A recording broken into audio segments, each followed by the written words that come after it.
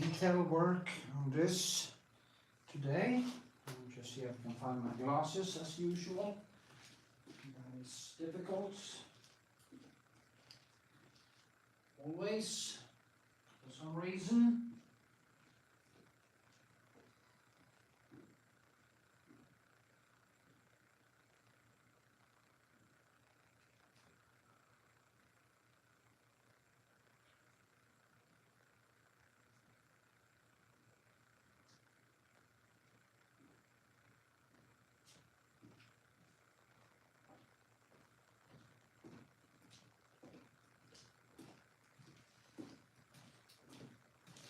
I'm not even sure if I need my glasses, so yeah, so that's okay.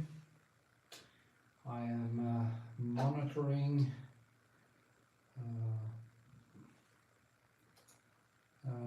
if somebody wanna come in and just say hi, that is nice.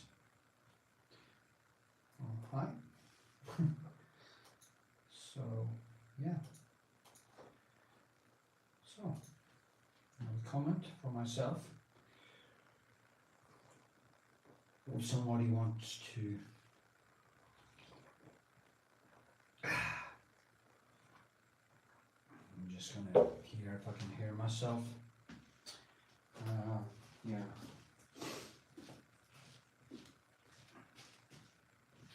That's easy. Just have to turn on the sound here. Hello, hello. Sound here. Hello, hello. Yeah, I'm here. So, then I know there's sound. So, this painting is actually gonna be given to the Queen of Norway tomorrow as a gift through because my taekwondo teacher got the Medal of Honor in a way, because I've been doing such a great job for the Norwegian youth through the Taekwondo Club. He's originally from Pakistan. He's a great guy. Came to Norway back in the 70s or 80s or something. Has 2 kids with a Norwegian woman and 2 daughters actually. One of them is doing art. So yeah, and they asked me if I wanted to make a little gift to her when she comes. And so this is it. And this last evening I actually painted because, as I say, it's going to be delivered tomorrow. And I think it came out pretty nice. So there's some small details I'm going to do, like enhance things and kind of go a little bit back and forth and see if I can get some more oomph into it. It's always very difficult to know when to stop. It's one of my nemesises. I thought I was done 2 days ago, and here I am. Not really sure. Always something more. Remember, if you want to leave some comments or something, you can do that, and I will answer any questions and stuff.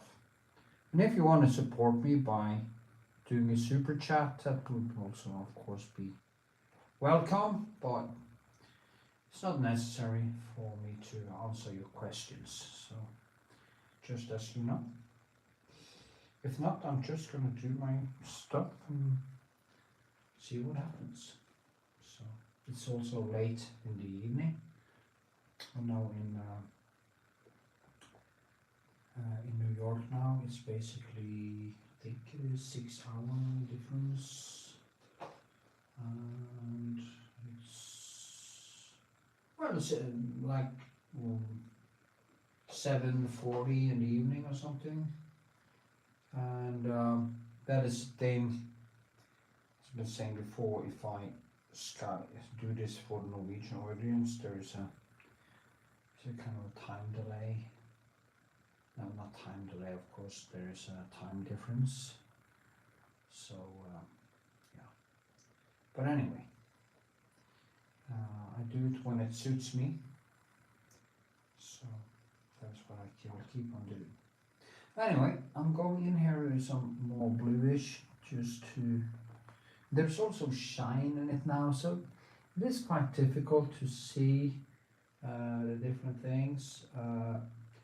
As you can see, I would like to enhance that shadow a little bit, but I'm not really sure if I'm going to go there, because then I will go into this manic thing, which will result that I start kind of doing the whole background, and I don't have the time for that now. So, and that is just, I need to just do the most important details and shadows and basically I can tone it down a little bit with some micro glazing.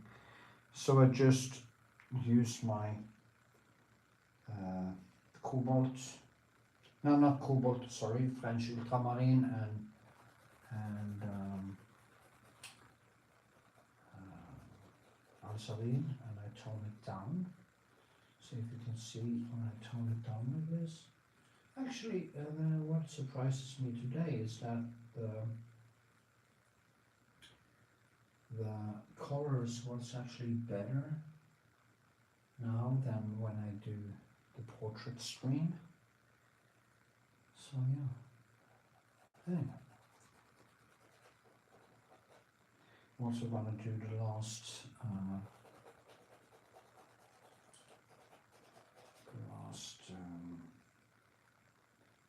video taping of the process. I've been making a quite long process video of this. So I was actually going to give a different apple, but when I waited too long to finish it, been in my fridge for over half a year.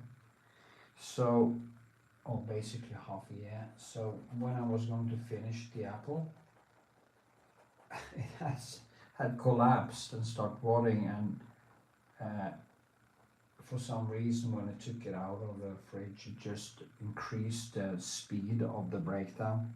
So now I'm gonna film it because I have this almost finished apple, but I couldn't finish it with that apple. So I'm just gonna, and I also did it natura, so it wasn't from a photo. This is actually from a photo. There's not that often I actually make still lifes from photo. I prefer to make them live. But I also found out that it's very good training and it's a very good flow. It's basically like drawing from photo in a way, and it is a different process, but yeah, I like it, and I will try to. I figure out that if I put in even more time, I can get these to become really quite intense doing it from photo, because they don't change. What happens when you have a still life, it's almost like your eyes is adjusting or taking in so much information that I feel like my eyes sometimes have problems deciding what to actually focus on. But when I do it from photo, becomes a little bit more easy to focus on the motif, because it of course is in 3D and it's not that much information. So I feel it kind of gives me a chance to focus, hyper focus a little bit more on the details. So everything has its own charm, of course, but yeah.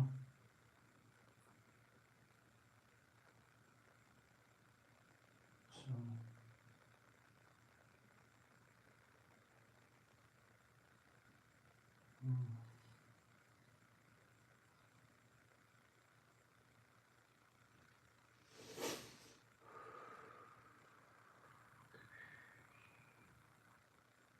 you see now.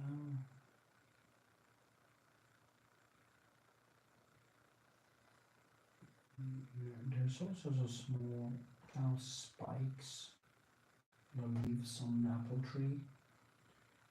Is probably some kind of a natural defense thing or whatever. See what it can defend. Maybe it's some cooling stuff. I don't know. But anyway, I will also try to work with that. So now I think there should be a little bit more things happening in the background there, like back here. And I think I also want to a little bit of glazing there, just to get some more life into it. That's a way to do it. I just put it on top like this, and it kind of comes a little bit more to life. And then I can go in and kind of scrape it down like this to get what's underneath to kind of pop up. Now you see it became probably more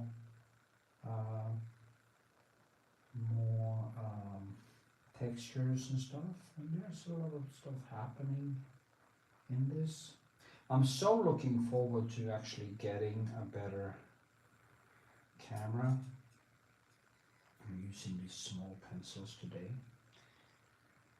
to go into the very, very small details. And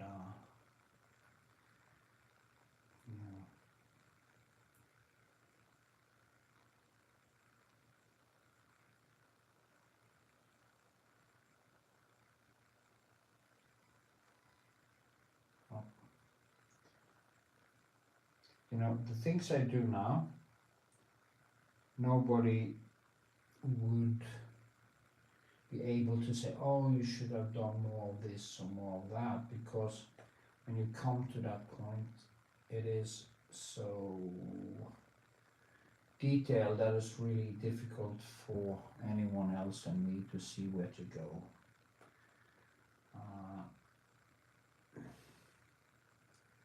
Of course, there's always some small, tiny motions and stuff in. You see, this one is too broad. I want to kind of maybe cut it in a little bit, so maybe.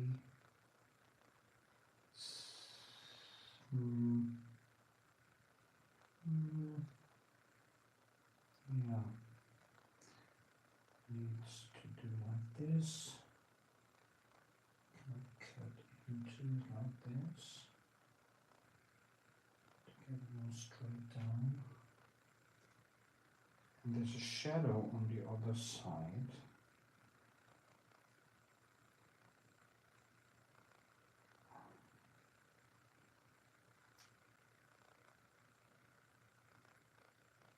So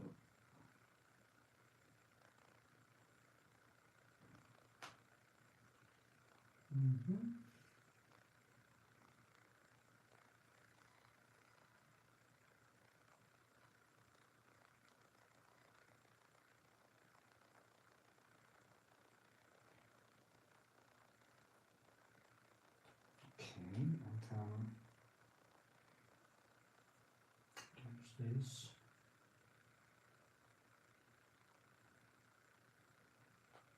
Splitting there. The same thing here.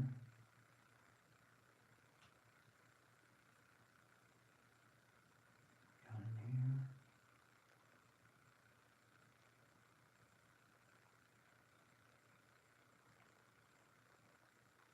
And yeah.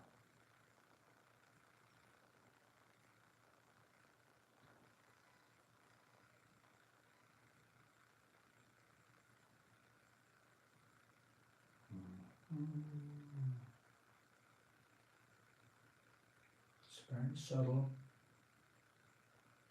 That's the whole thing, Usually I just tend to exaggerate it because I forget to see it holistically. But now I really need to look at it more in that whole context.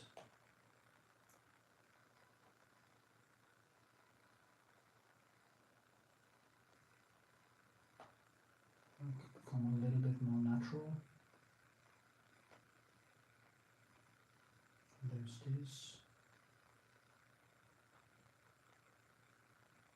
There's this. There's this tiny line here.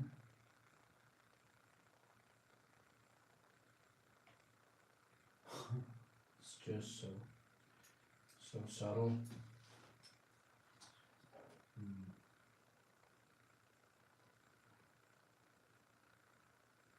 I have a lot of coffee here. My big mug.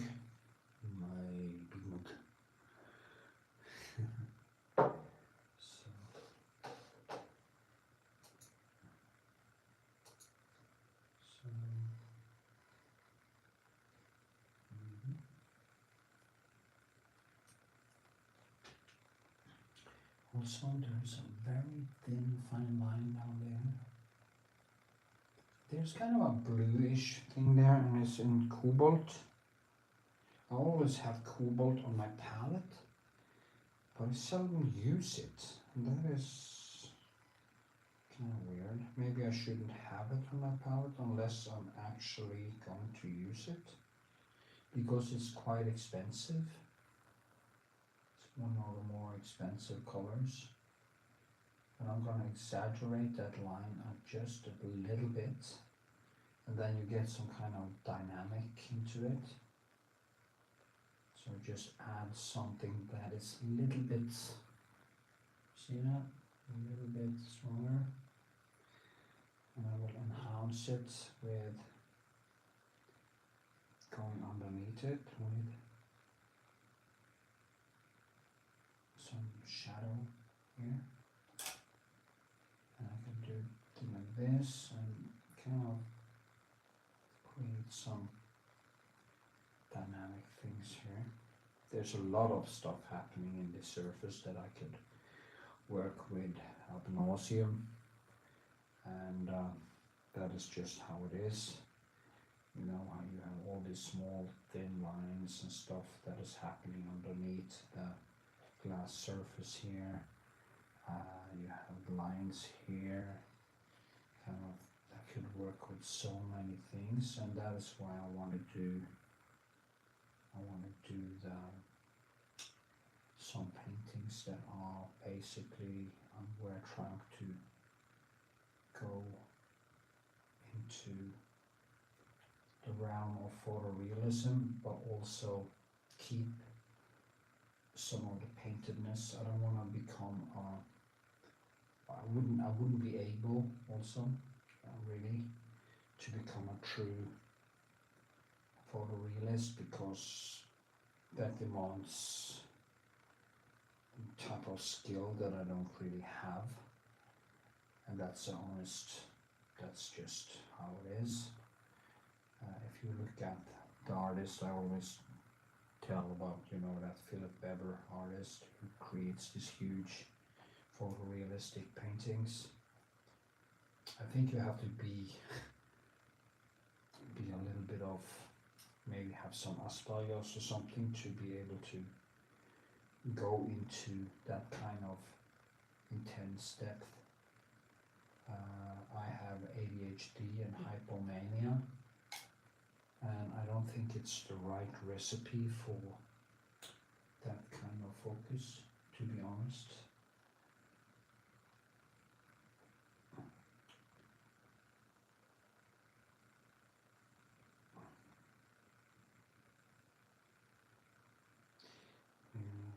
Maybe I shouldn't say it, but no, maybe I should. To put it out, my girlfriend has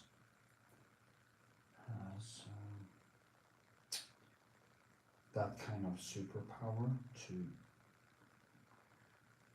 hyper focus even more than me, and I think she's gonna be able to. Also, she's young, she's only 32 now, just turned to 32, so she has a lot of time on her hand to evolve that skill. And if she keeps banging on, I think it's going to be very special.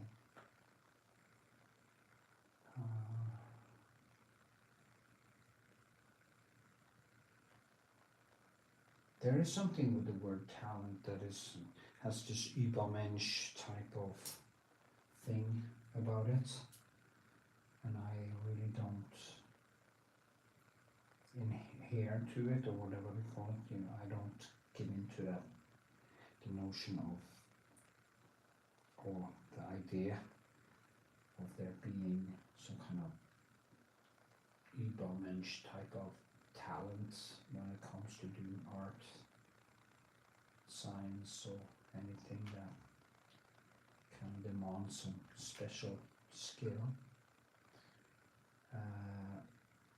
But of course, things like ADHD,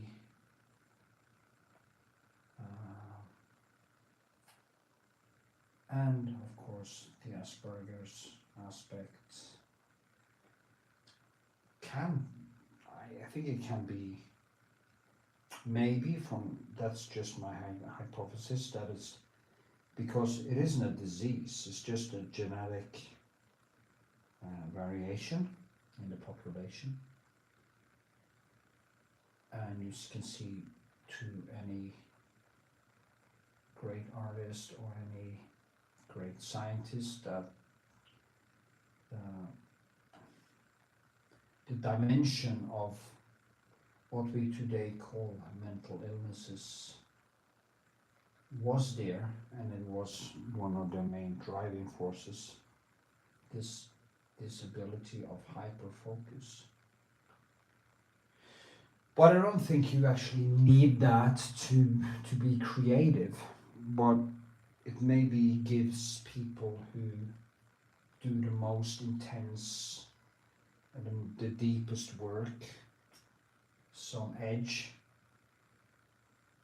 The edge comes from the neuroticism and honesty that often follows these kinds of variations, that you can't really lie to yourself.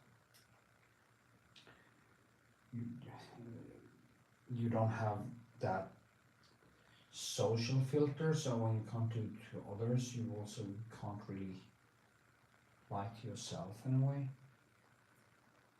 That is just a hypothesis, it's not a theory, it's just my thoughts about it. I think there is some evidence where one can suggest that could be right.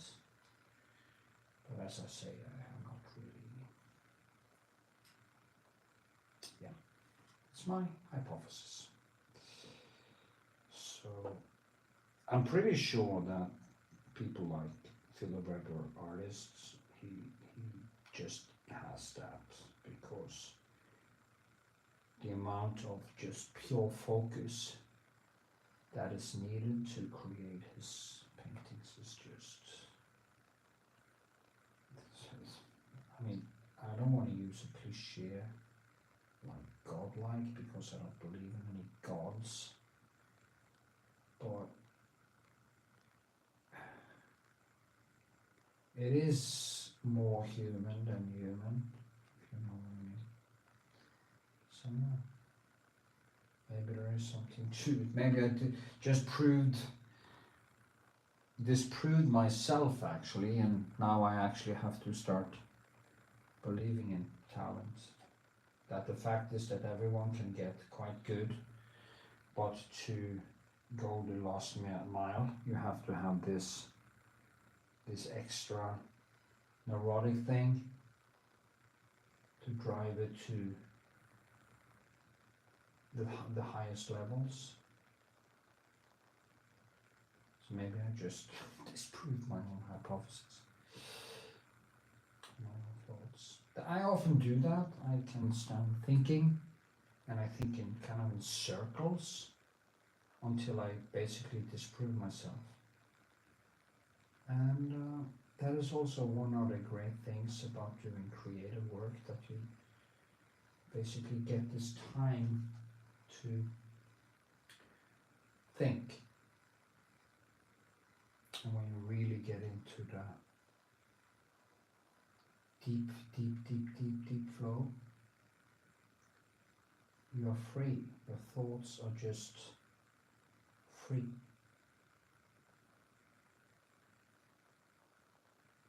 Maybe that is why, of course, thinking hurts, you know. If you start thinking, you can't really stop. It's like if you have felt true love, everything else will taste like cardboard. And you can't really fake it anymore. Before, you can, because you don't know. And it's the same thing with thinking in general, that when you start seeing, as you say, that you can't unsee. You can't hide anymore. So I think that is what is so special with doing creative work, because it brings with it this amazing side effect for some, that you have to tell the truth, both, and most importantly, of course, to yourself, because there is no truth telling if you can't, if you don't speak the truth to yourself, there will never be any truth telling.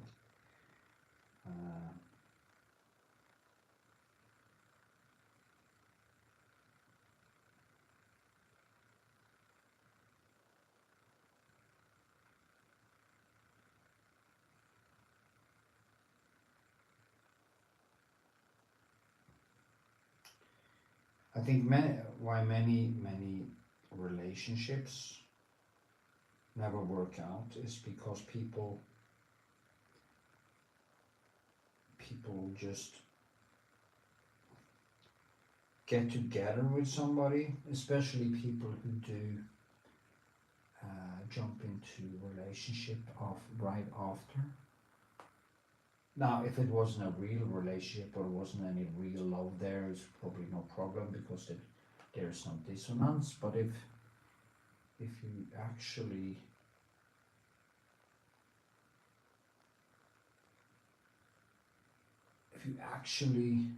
did love and actually still miss, you can't really open up to anyone else. You have to be finished, or at least have distance enough to go into a new relationship. And this relationship has to be at least as good, and the emotions has to be at least as high, or preferably better. If not, it will be like eating cardboard, and you have to hide, and you have to pretend, and pretending is the destroyer of worlds. When you start pretending, wow, that is bad.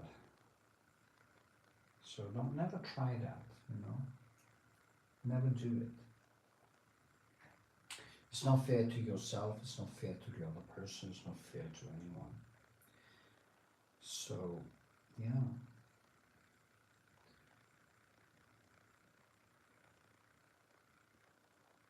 And I guess it's maybe the same thing with the creative process. It will be very hard for me to find, if I couldn't paint, what would I do? What would my life be about when I know this feeling? I know what it gives me. I know the love, that sense of creating, how that one is, and how it fills up my life, so I actually can have a feeling of purpose while I exist. Well, when I exist, because I am living a purpose. There's no, I don't see, at least as I know, as I see it, there is no true purpose to life. There is no just the universe and a multiverse and existence, and we are basically a product of an infinite mindless process that just exists. And realizing this, I can't really look back. I used to be, I would call myself a deist. I was never a Christian, but I always believed there was a life after death, because it sounded so horrific that my life were meaningless, that it was impossible for me to accept that it was. And then I learned about reality, and it basically took my head off and rebooted it. And now I see the tragedy of human existence, which is the fact that we are going to die. And when you see that, you can't really unsee it. I couldn't go back to becoming, I couldn't become religious. It's not possible.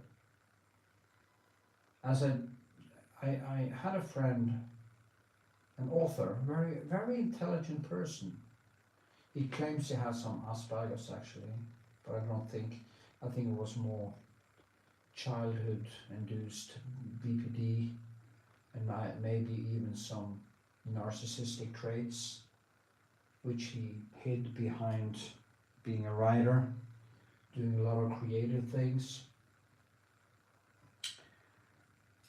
And when it came down to it, it was quite shallow. He's quite shallow. And he managed to go from basically an anti-theist like me to becoming, should we say, Jordan Peterson type of believer. And the last time we talked, we had this argument, and I told him, but please, you know that this is bullshit. This is what you used to argue against. This is what you used to laugh about. And now you're telling me that you get offended because I step on your reborn Christianity, which isn't even Christianity. I have a friend who is basically a total religious fanatic. I mean, he believes that the Bible is the true word of God, and he's a very nice guy. And we have our arguments and stuff about religion, about Christianity and stuff. But he's honest, you know, he is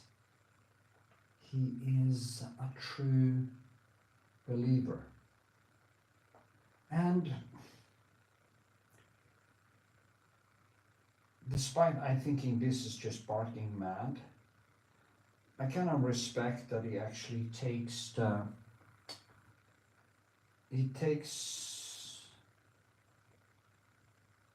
it as it should be taken. You take it a la carte. You take it, you know, it's this is what the Bible say, and this is what I believe, and he really believes it.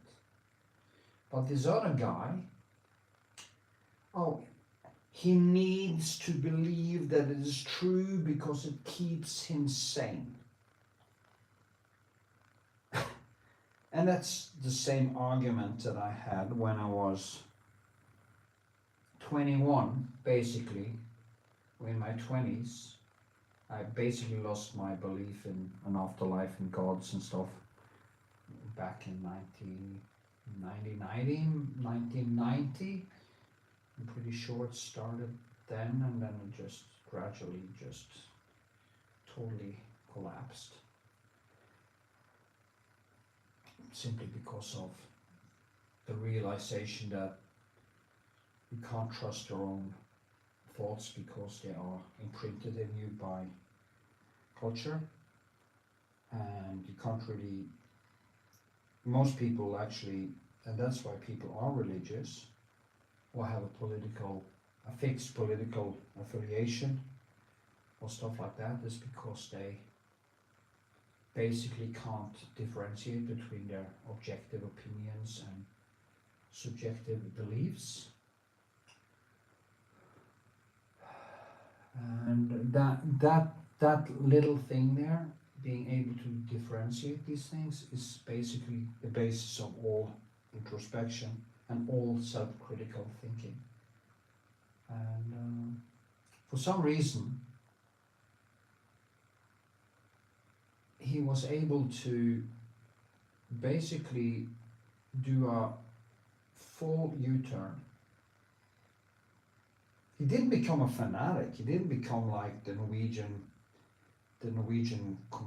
people who converted to Islam and went and were fighting for ISIS, which of course, when you read the Quran, it's basically the right thing to do.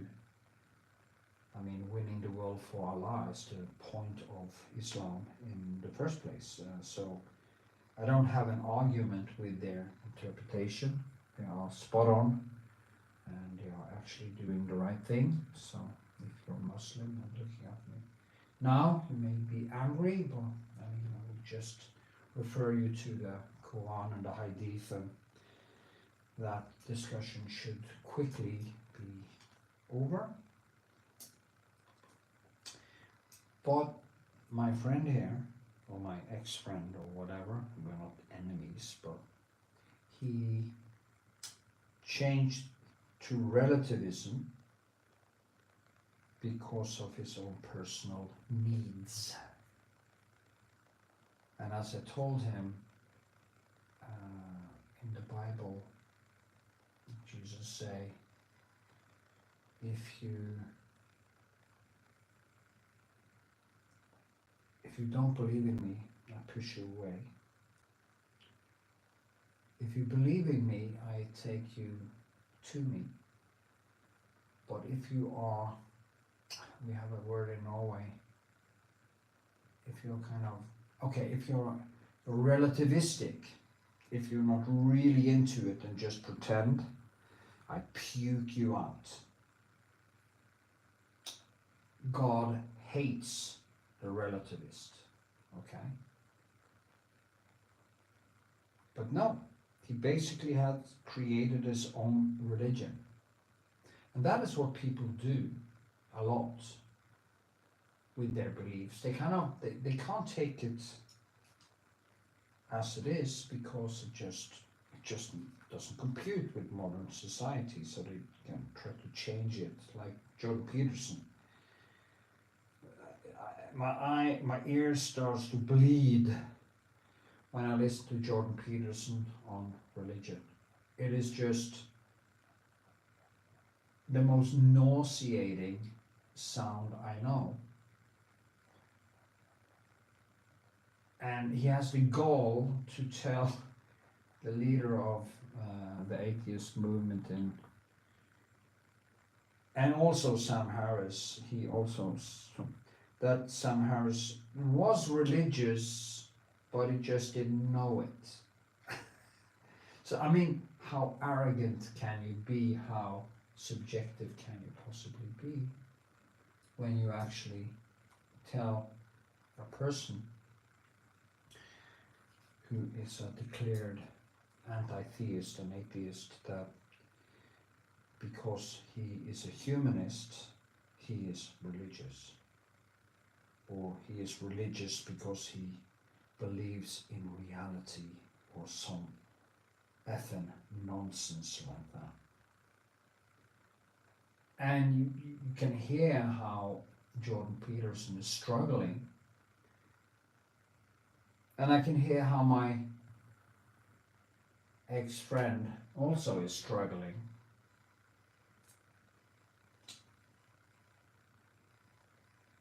And I wonder, how is it hope for if as I say, if intelligent people can lose their minds like this, like Jordan Peterson did, or this other guy did. People who know better, people who know how ridiculous these books are.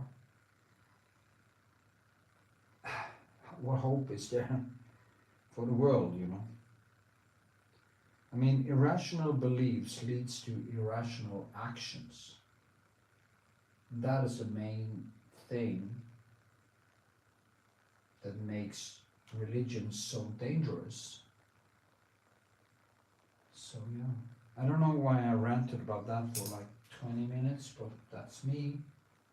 Hello, hi, Eric, you have a question?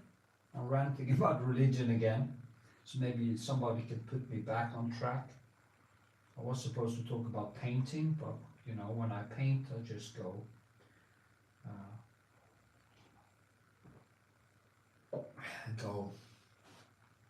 off the rails, or whatever you call it, off the charts.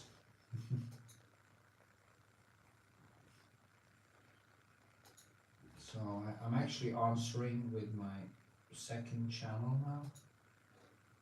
No, I'm answering with the same channel. Sorry. Yeah.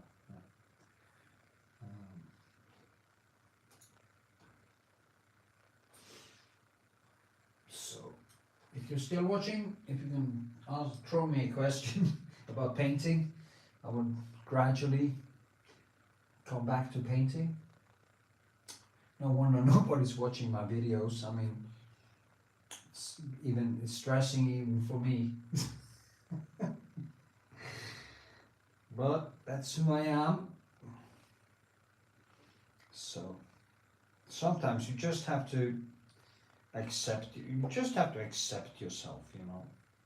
As long as you don't actually do harm to other people, or I mean, accept.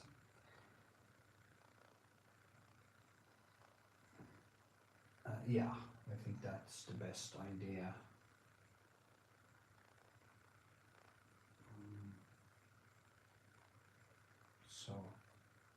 So if anyone wanna ask me some questions, you are free to do so.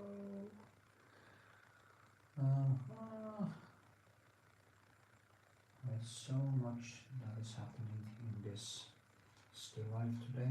I'm gonna do something with the shadow. You know, creating a perfect round square like that, it really is not my thing. I'm just not good enough, you know. It's the horror. I'm just not good enough. But I will try anyway, as usual. Maybe I need a different pencil now. I'm gonna try these lumpy ones. Just look at this. It's just down to the bone, but it has its own purpose. So down to the bone.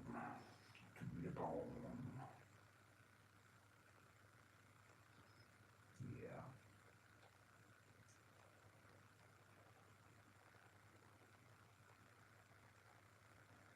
Listen to that beautiful sound there. This actually reminds me of when I was doing drawing with pencil in prison.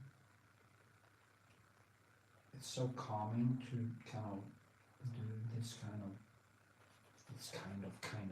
what I shouldn't say that word because then it will be demonetized, but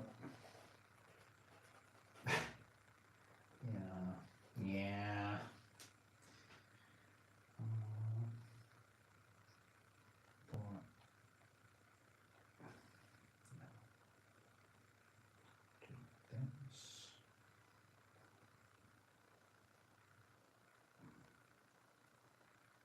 Just bring me this incredible joy.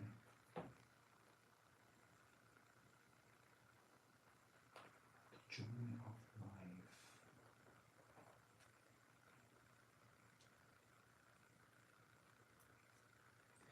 joy of life.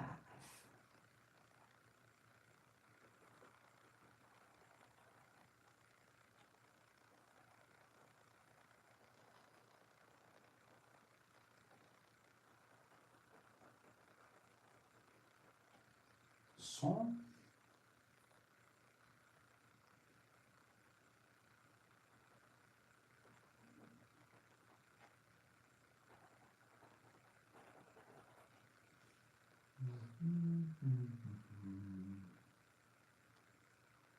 see now.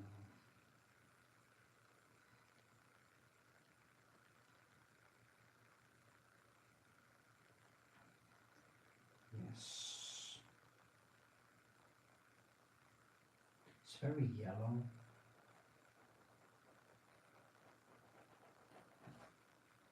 The light hits like this, and I have to tone it down with some blue, blue, blue, blue, blue. Okay. Okay. We should actually start watching South Park again. We stopped at season 13. I don't know why. I just got tired of watching shit instead of doing things. So maybe I shouldn't start. There was a reason why I stopped, because my hyperactive mind always needs some way to come down. And I couldn't drink, so I watched TV series and stuff instead, just to cut out all the noise. But I noticed that the noise came back with a vengeance, and it actually does that now also. If I see a bad movie or something, it's like I feel raped. I can't enjoy things that doesn't have high quality. Been trying to start watching, because I love the series like, the thing about series like Breaking Bad was brilliant, you know, it was just amazing. And I thought, except from the end, I thought sometimes they could actually just give us a happy ending, couldn't they? Just for once. I mean, Breaking Bad had basically a happy ending. Always Called Saul, and now Better Call Saul, I think, had a crappy ending. Who would do that? I'm not going to have any spoilers here, but already did, I guess. So, but I can't really, it's almost like I don't dare to watch stuff anymore, because when I see something that is stupid and bad, I just feel like crap. I feel raped. I feel my mind is just drowning in bullshit. So I just needed to stop. But South Park was actually quite good, you know. I think, yeah. Now the shadows are coming alive. The shadows. So important. And also, when you create shadows, you need to get an impression that you're actually hitting something. And that is why I need to go in and kind of give them some texture like this. And then I take my, especially this one, which is, these ones are actually darker. Yeah.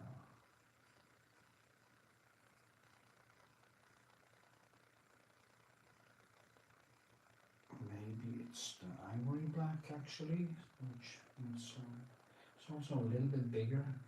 See, so I'm going to do like this. Now it actually seems like there is something inside it. I think it's quite important. Important!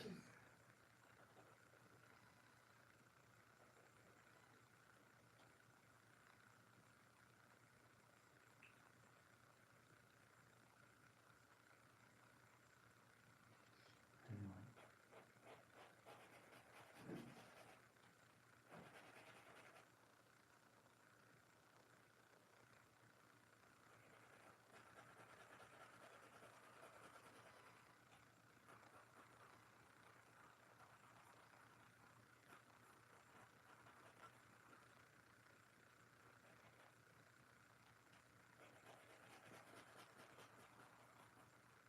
So I'll give it some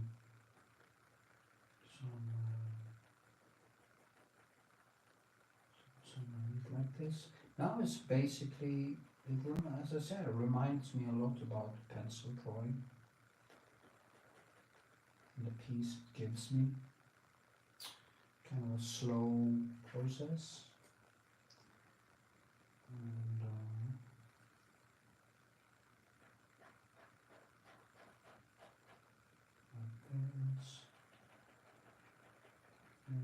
and then I will add in more the details. Okay, like this. If I had more time, I would go back and forth a lot and kind of create more and more of it. Now,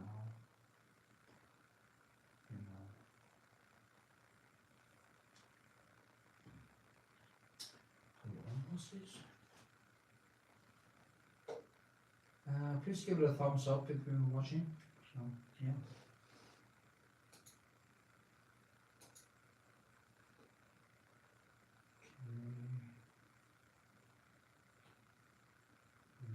Okay. 52 minutes. Okay.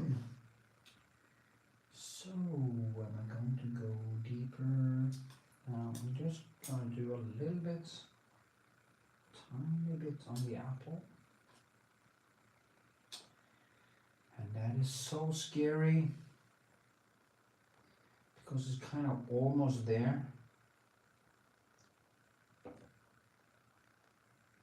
Well, it's where I could leave it now, you know.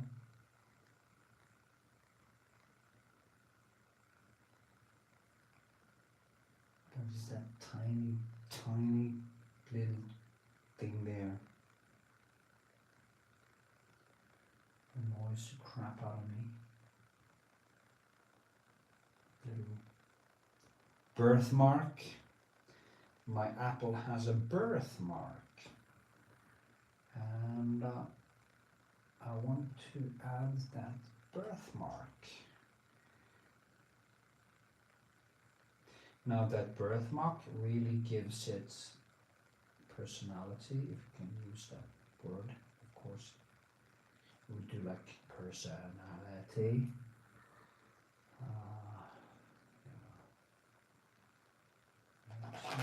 It's just not really there in reality. Do something there. It is also important to work a little bit wider, so you don't get too hung up in any specific details when you are doing a last touch-up like this, because you can easily start doing too much or too little or whatever. Then you just lose it, so be careful. I feel that, of course, the line is brighter on that side. It's very dangerous to start fooling around with that now. Kind of just, if I had more time, if I took it slower, I would go even deeper. But then you may just paint on a little piece of it every time.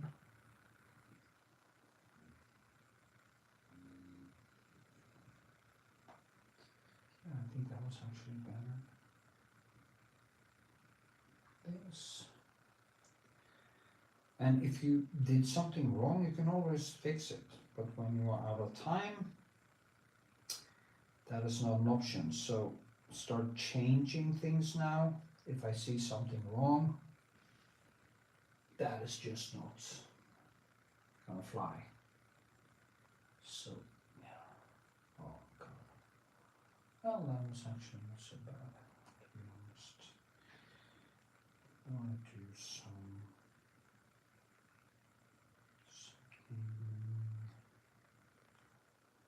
maybe here.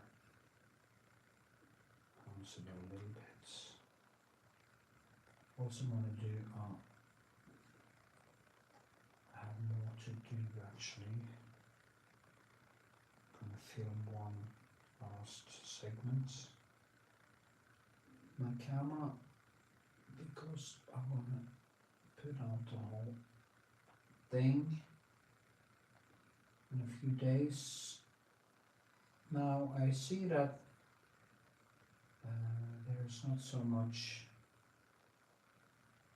thumbs up anymore and stuff. It's strange really, because YouTube is, you know how much, when I have like 320 videos on my YouTube channel, and every time YouTube kind of pushes it a little bit out into the algorithm, things starts to happen. But it's almost like they don't care. And it's so frustrating sometimes. But I have this thought, I'm gonna make a just sit down video about it. I wonder if we're gonna call it Why I Don't Quit, or maybe just for clicks I should I quit? Maybe that is the title I should use. You know, these people who use titles that clearly are clickbait. But it's true. Why do I keep doing it? Why do I keep making videos?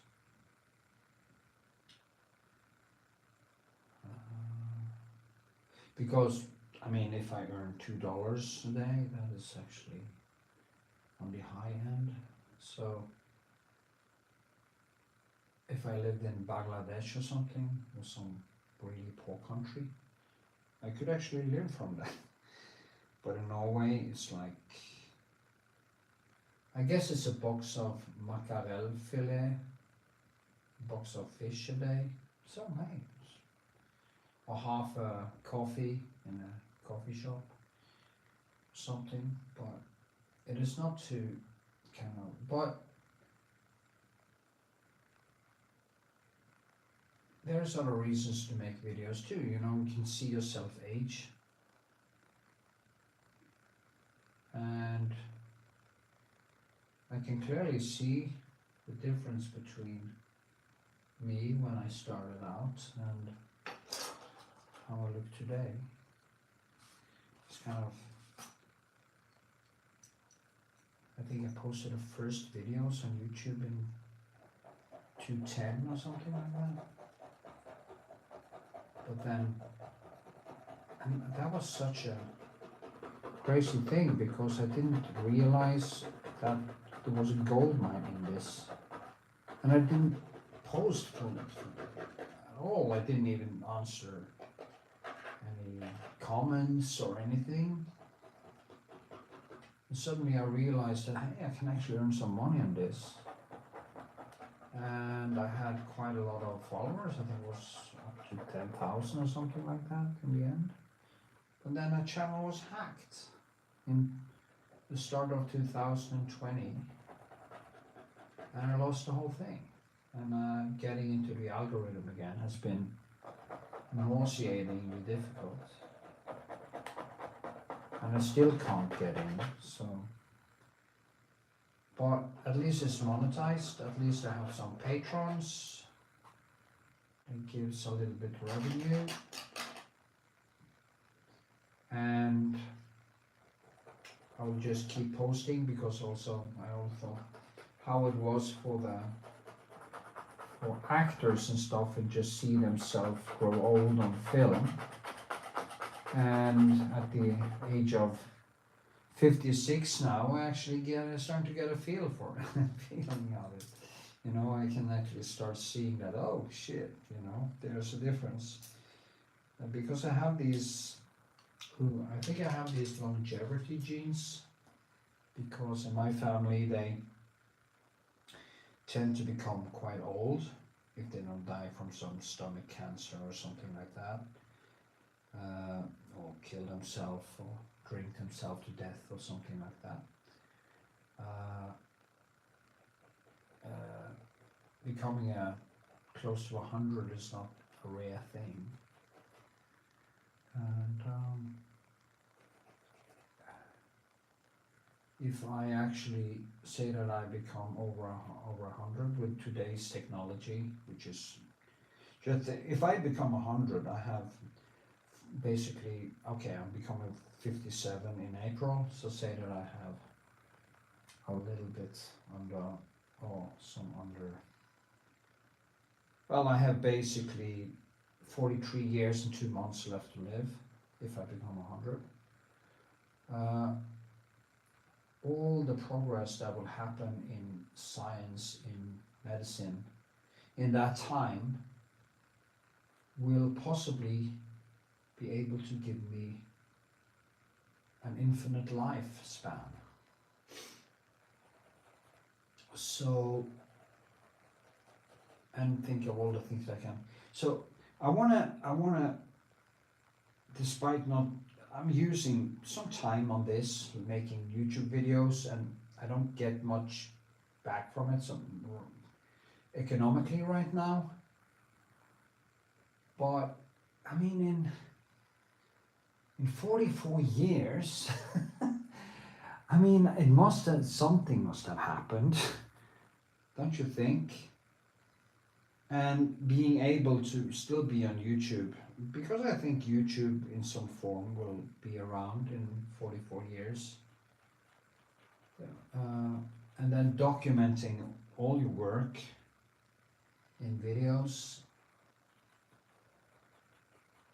44 more years of painting tutorials documented on YouTube or any other platform. I will also start posting on other platforms like Rumble, and we post all my stuff there. Also building up 3 other channels now, and so if I lose one, I always have one more. I also do one for more political stuff, because I don't want to mix the drinks too much, and I'm also going to make one called just My Life, artist Knut Vikshåland, where I basically post everything from exercise to travels to, you know, my painting tutorials, and also do streaming on the different platforms. Yeah, so I just, because I can actually look back when I become very old, having a young girlfriend also, maybe I get some kids with her someday, because she's in reproducible age, and she is a estrogen bomb. So she actually wasn't thinking about having kids, but I mean, why not? We're gonna stick together anyway. Let's create something. Let's create a family. Let's create art and preserve our genome. I have a daughter from before, a beautiful daughter, which is married now and stuff. So, but she's kind of living her life, and I'm living my life, and having only one child. Maybe it's smart to have more, because you never know, something could happen. And my daughter doesn't have children, you know.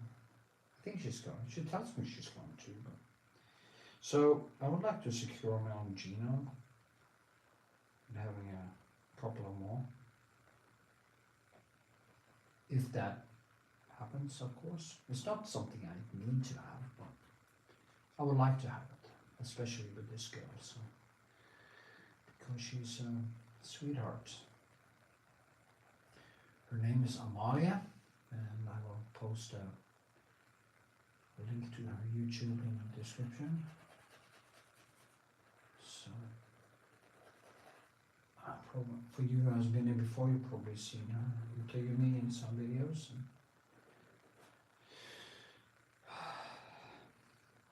Yeah.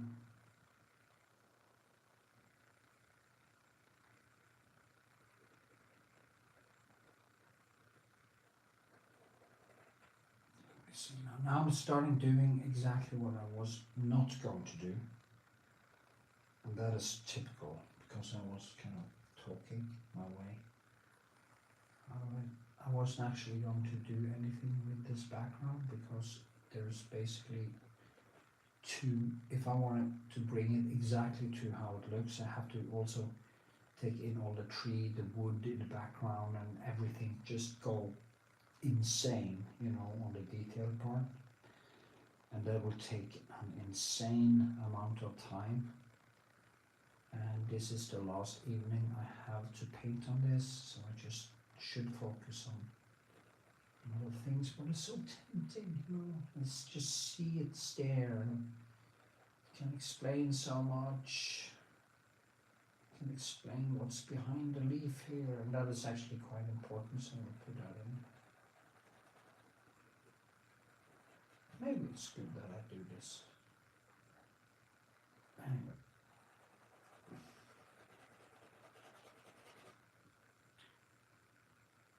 So, and this one I had to,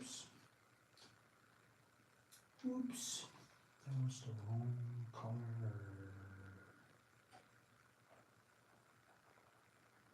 Or was it?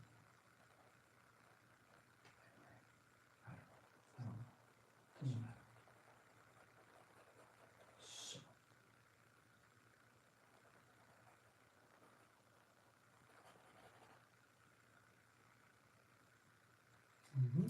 You have that thing. That thing.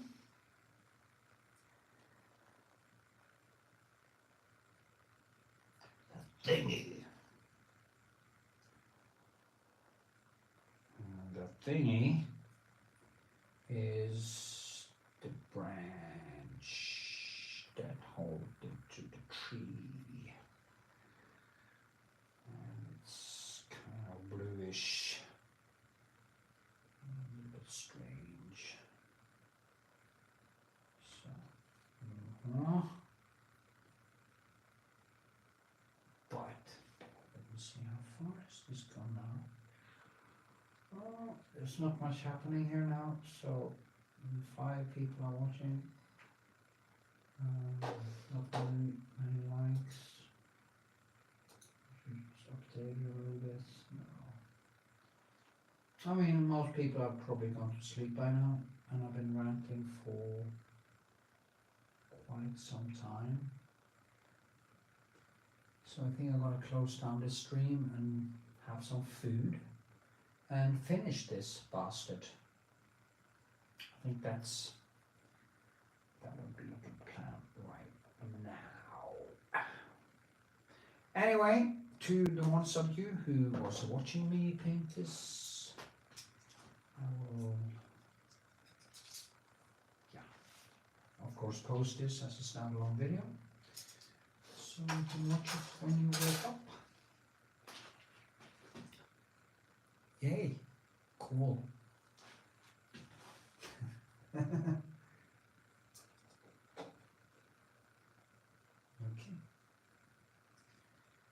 69 minutes ago.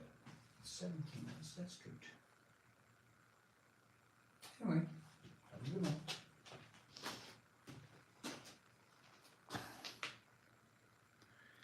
See. Boom.